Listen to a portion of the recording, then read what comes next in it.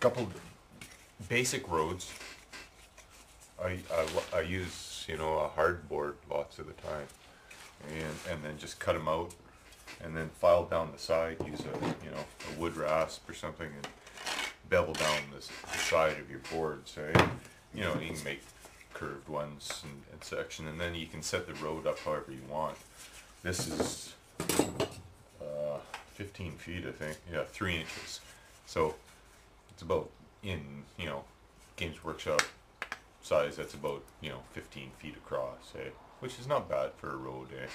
You know, it's like a country road type, you know, where there's 3 tracks, they share one, you know, type width. So I'll cut them out like this. Now this is at wall board or roofing type board. It's about 21 bucks, 22 bucks a sheet for a 4x8 up here, eh? It's probably like half that price down in the States. So anyways, go look for it. You'll be able to find it. Or when you cut out just your hardboard, take some plaster, you know, mix a little bit of plaster or you know, like toilet paper, Kleenex type tissue into the plaster of Paris, and a little bit of white glue, you know, and give it some texture, eh?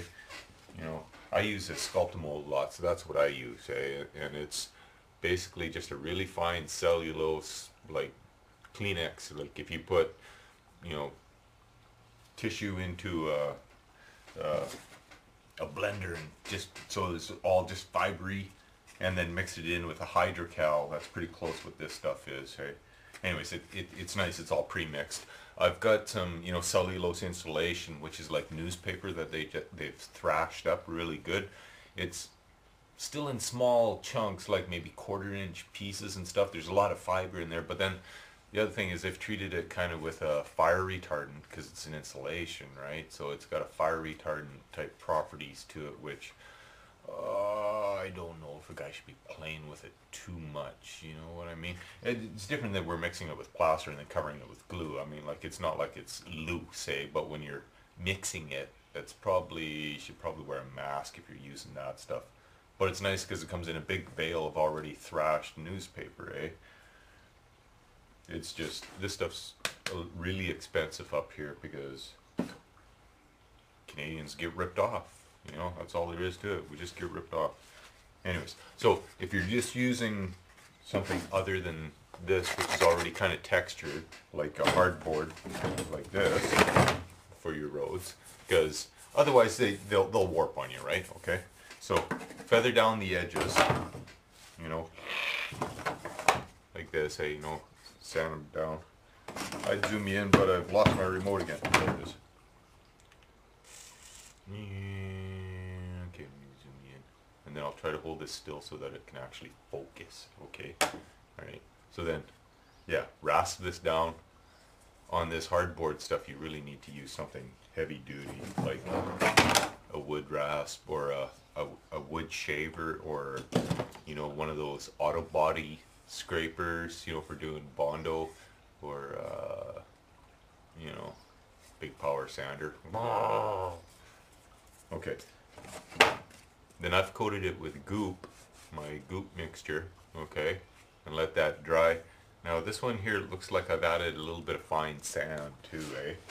So I've either added sand, or because this is brown and I know that I'm kind of a lazy painter, so it's not really painted, this is the way it would have came out, I would have probably taken some of this lava rock dust, you know, from those red lava rocks. If you go to the place where they sell those, like, you know, a Canadian Tire or out, you know, garden center type thingy, and then just ask them, can I sweep up some of the dust underneath the piles, okay? Basically that's all this is dust from one of those big piles, and then I've ran it through a screen to filter it down, okay? So I use that nice fine red dust for lots of stuff. If you can't get some of that, like I said, I'd probably, you know, send you some, but 100-gram bags or something like that for, you know, a couple bucks or something, because it's a hassle going out there and sanding it, you know, labor involved. Anyways, I mix that with a really fine sand, and then I'll put that on it while the goop is still wet. Okay, so that's how I did this, and then it's stuck right into it. It's an integral part of the mix, eh? And I would have probably have used a brownish goop.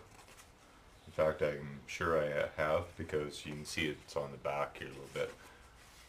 Okay, and then also while it's still wet, I've taken some, back it up here a little bit, some flocking, eh? And I've just flocked the edges of the road, eh? Just to give it kind of a, like a grassy type road. So then if you've got a table, a flat table made out of this texture stuff and all done in kind of an earth tone, then you can put your roads on wherever you want, okay? And, it kind of blends down into the grass tones that you have all everywhere else, eh?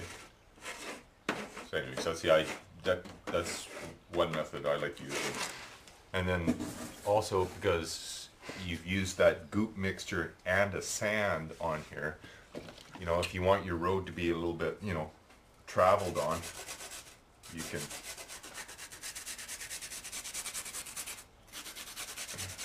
use sandpaper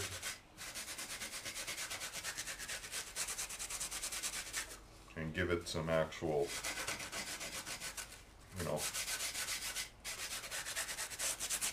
lines on it, hey?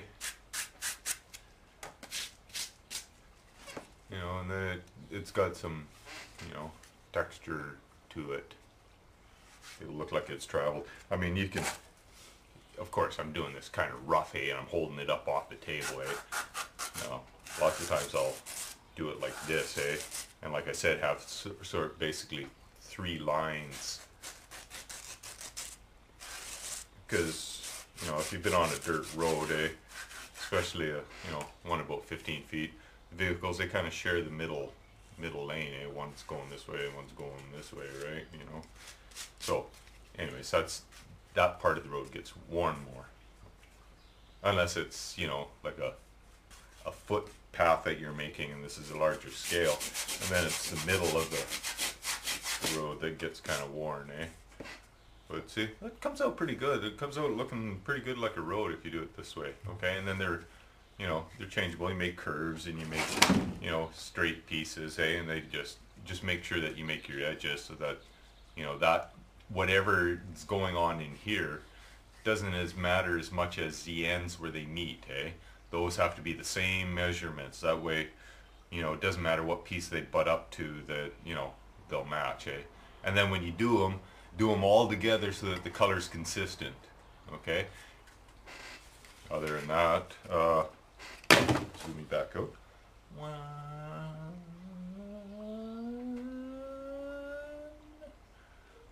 You have to go and search for some press board, which I was trying to do, okay? Now, I'm sorry for freaking out about press board the other day. I was all flustered, like I said. Press board is different than hardboard. It's, it's that almost cardboard, but it's flat press board, stuff. Like here's a really thick one. These are those hockey insert collector card type of thing you say. It also comes on the back of writing pads. You got that hard cardboard that's on the back of the writing pads. Old paint palette from eons ago. I was obviously practicing painting birds or something. Don't know what I was doing. Jesus, a long time ago. Scribble. Anyways, this is nice stuff. It's fairly thick, but there's only this piece, which isn't really enough. I want to do 3 of these boards, I found this stuff, which came off one of those bigger pad type thingies, but you can see it's pretty thin. It's pretty thin, and it's kind of got some funky lines on it, which, I mean, guy can use those. I mean, like, up here they tar lines, The streets and stuff, they crack, so they come along with a bucket of tar and they run hot tar in there. So, guy can always tar those, creases, They look quite fine. That's almost enough there, but it's really thin, like I said. And then I found this, which is some sort of poster for Okanagan extra cider type thingy, eh? But then again, it's pretty thick too, eh? But it was free. It's kind of wearing out. Oh yeah, okay. Well, there you go. We can peel off that ugly blue. Because that blue will be hard to paint over top. And lots of times with these type of things, this is exactly the problem, eh? You know, you'll paint it on, and this, the top coat will blister or something stupid like that. It'll separate on you after, you know, with water. Looks like water got on the corner of this one, eh? Kind of a funky picture though, isn't it?